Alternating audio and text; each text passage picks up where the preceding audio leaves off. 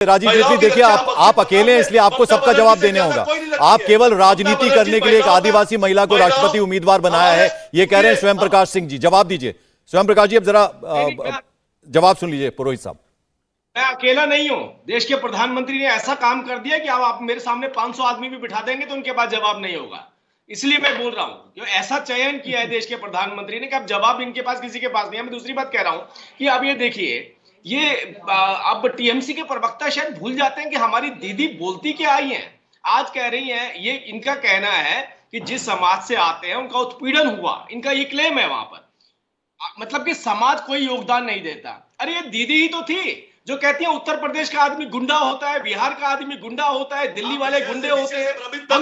आप विषय पे बात करें, आप विषय पे बात करें, आप विषय पे बात करें। अभी राष्ट्रपति चुनाव को लेकर चर्चा हो रही है, अभी चुनावी माहौल नहीं है, वो किसके लिए कहा गया था? देखिए राजीव जी ठीक बात बोल रहे हैं, राजीव जी स्वयं जी ठीक बात बोल रहे हैं। वो ये कह रहे हैं कि आप मुद्दे पे रहिए, आप द्रौपदी मुर्मू पे बोलिए। वो कह रहे हैं कि आपने केवल राजनीति करने के लिए एक दलित चेहरे को राष्ट्रपति बनाने की सोची। इसका जवाब दीजिए। नहीं, राजनीति करने के लिए मेरे को बात समझ में नहीं आ रही है। आप उनमें कमियां निकालिए, बताइए ये कमियां हैं उनके अंदर।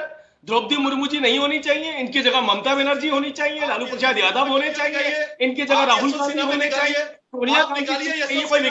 आप यशवंत सिन्हा में एक गलती बताइए, आप एक गलती बताइए यशवंत सिन्हा में। एक महिला जो चुनौतियों से लड़ती आई है, आपको मालूम है उनके बारे में? एक महिला ममता बनर्जी है जो चुनौतियों से लड़ती हुई आई है, जिन्होंने 34 साल के बाप पर अत्याचार को बंगाल से खत्म किया और 2024 में भारतीय जनता पार्टी को खत्म करेगी।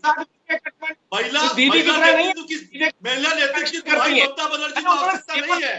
ममता बनर्जी उड़ीसा में जीता जागता मिसाल है। ममता बनर्जी इलाकों में एक महिला नेतृत्व का जीता जागता मिसाल है।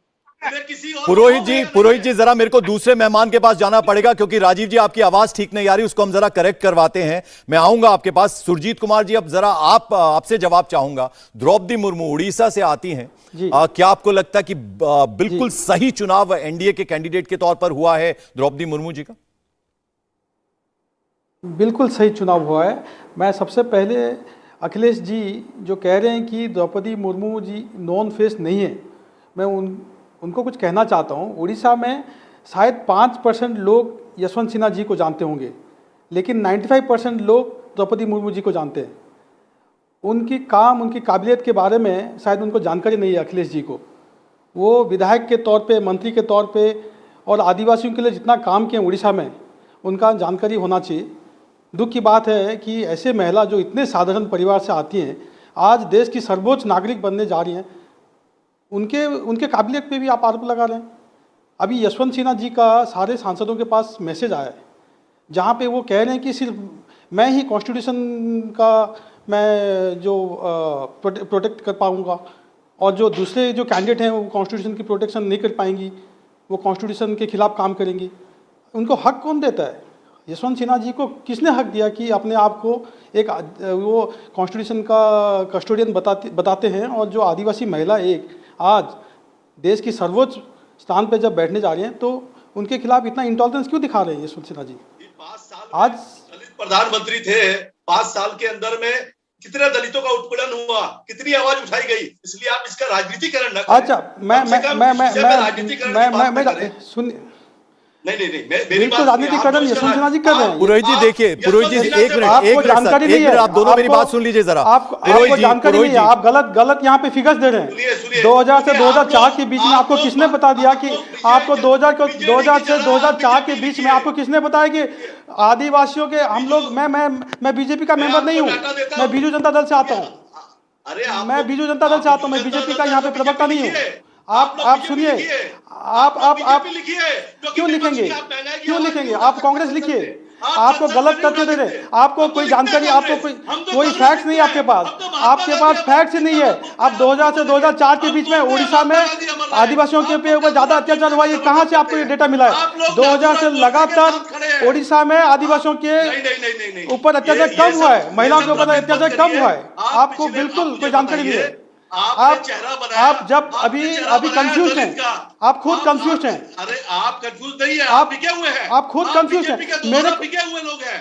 आप लोग भारतीय जनता पार्टी आप के बिके द्वारा हुए हैं। बिके आप हैं। कौन होते हैं बोलने वाले बिके वाले? देखिए आप पर्सनल खुद अटैक नहीं, confused पुरोहित हैं। साहब पर्सनल आप खुद अटैक नहीं। एक confused मिनट हैं। जरा आप आपको- दोनों शांत हो जाइए, मुझे एक और मेहमान के पास जाना, फिर मैं आपके पास आऊंगा। डॉक्टर नवल किशोर आपने चर्चा मुझे में जरा बंगाल आपको भेज लाना दिया है। चाहूंगा मैं। आपने मुझे एक मिनट बंगाल सर, भेज दिया है। एक मिनट सर, आप दोनों के पास आपने आऊंगा, बंगाल भेज लौटूंगा दिया मैं। है। एक मिनट जरा प्रधानमंत्री क्या कर रहे हैं? सुरजीत आपने जी, भेज दिया, सुरजीत जी, प्रधानमंत्री पुरोहित क्या जी, कर जरा रहे हैं? मेरे को दूसरे मेहमान के पास आने दीजिए। एक एक बार सबके पास जाने दीजिए, फिर मैं आऊंगा आपके पास, डिबेट को खोलेंगे, क्योंकि अखिलेश जी भी कुछ कहना चाह रहे हैं ऐसे में। नवल किशोर साहब, अब आपके पास मैं आऊंगा। आप जरा ये बताइए कि भले ही ये कहा जाए कि चूंकि चुनाव है 2024 का, 18 राज्यों में चुनाव होने, जहां दक्षिण की बात करें तो 4 बड़े राज्यों में चुनाव होने, तो ये कहीं ना कहीं ध्यान में था जब द्रौपदी मुर्मू जी का चुनाव हुआ है। लेकिन उनका चुनाव हुआ है और ऐसा लगभग तय लग रहा है कि वो राष्ट्रपति बनने वाली हैं। क्या आपको लगता है कि गलती हुई है एनडीए से उनका चुनाव करके? देखिए, सबसे पहले तो देश के पहले नागरिक का चुनाव हो रहा है। महामहिम के नाम से हम जानते हैं, जो भी राष्ट्रपति हो, राष्ट्रपति के चुनाव को इतना राजनीतिकरण करना, उसके जाति को, उसके पहचान को सबसे पहले लाना और उस पर राजनीति करना, ये बहुत ही दुर्भाग्यपूर्ण है। संविधान का सर्वोच्च पद है और वो सर्वोच्च पद पार्लियामेंट का इंटीग्रल पार्ट है। लोकसभा, राज्यसभा और प्रेसिडेंट मिलकर कानून बनाते हैं। तो जो उम्मीदवार उनके खिलाफ में है, 2 उम्मीदवार हैं और दोनों उम्मीदवार अपनी अपनी बात कर रहे हैं। और यशवंत सिन्हा जी ने पूरे देश में जहां जहां भी हर पार्टी से कांटेक्ट करने का कोशिश किए हैं और अपनी बात रखे हैं। और चुनाव जो है वो उम्मीदवार और वोटर के बीच में होता है। जो लोग, बाकी लोग ये बात कर रहे हैं कि वो किस जाति से, किस समुदाय से आते हैं या आदिवासी हैं, ये कौन नहीं जानता है कि इसके पहले भी राष्ट्रपति जब आए थे तो राष्ट्रपति बनने के बस एक घंटा बाद ही अभी के गृह मंत्री ने बोला कि हमने एक दलित राष्ट्रपति इस देश को दिया। ये कितना दुर्भाग्यपूर्ण है कि जो आदमी एक सर्वोच्च स्थान पर चुनाव जीत जाता है, किसी विशाल दल का एक विशाल व्यक्ति कहता है। तेजस्वी यादव ने क्या बोला? डॉक्टर नवल किशोर, जरा वो जरा आप रिपीट कर दीजिए। तेजस्वी यादव ने क्या बोला है द्रौपदी मुर्मू जी के लिए और यशवंत सिन्हा जी के लिए, जरा एक बार वो बता दीजिए आप। पंकज जी, आपको मालूम ही होगा, आप अपने तरीके से उसका परिभाषित भी कर सकते हैं। नहीं, आप बताइए ना क्या बोला। बोला है कि मैं वोटर हूं, मैं आपको बता रहा हूं। आप इससे ज्यादा मतलब आप निकाल पाएंगे, लेकिन मैं जो अर्थ में उन्होंने कहा है कि एक वोटर को अधिकार है अपने उम्मीदवार को सुनने का। मैंने कभी उनको नहीं सुना, ये चुनाव अभियान के दौरान भी नहीं सुना। उन्होंने अप्रोच ने, ये बहुत ही साधारण सी बात है भाई, शब्दों का चयन होता है डॉक्टर नवल किशोर, शब्दों का चयन। उन्होंने कहा कि हम मूर्ति नहीं चुन रहे हैं, हम राष्ट्रपति का चुनाव कर रहे हैं। एक भी प्रेस वार्ता नहीं की है, जबकि यशवंत सिन्हा ने ढेरों प्रेस वार्ताएं की हैं। तो क्या वही क्राइटेरिया है सिर्फ? नहीं, आप देखिए ना कि जो प्रधानमंत्री हैं पिछले 8 साल से एक भी प्रेस वार्ता नहीं किए हैं। ये कोई बड़े आश्चर्य की बात नहीं है। लेकिन एज ए वोटर अगर हम अपने उम्मीदवार को कहें कि वो नहीं बोलता है तो मूर्ति ही है, तो है, और क्या है वो? और क्या चीज से आप बोलेंगे? राजीव जी जवाब दीजिए, राजीव जी जवाब दीजिए। देखिए, इनके नेता ने बोला तो इनकी मजबूरी है, उसको भी सपोर्ट करेंगे ये।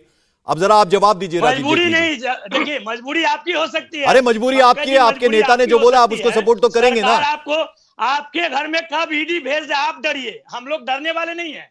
राजीव जी जवाब दीजिए। ठीक है डॉक्टर नवल किशोर, जरा जवाब दीजिए। साफ बोलने में विश्वास नहीं, राजीव जी जवाब दीजिए। पंकज भाई, आज आपने क्यों इन प्रवक्ताओं के लिए एक मुसीबत खड़ी कर दी है, डिबेट खड़ी करके। और डिबेट खड़ी करिए तो आप देखिए ये बेचारे कहां जाएं। इनके नेताओं ने जिस तरीके के बयान दिए हैं, इनके नेताओं की जिस तरीके की सोच है कि दिल से ही है, दिल पे हाथ रख के बोल सकते हैं कि जो माननीय प्रधानमंत्री नरेंद्र मोदी जी और हमारे प्रत्याशी है। इंडिया टीवी हर वक्त हर जगह डाउनलोड करने के लिए सर्च करें India TV news Google play store या ऐप स्टोर पर।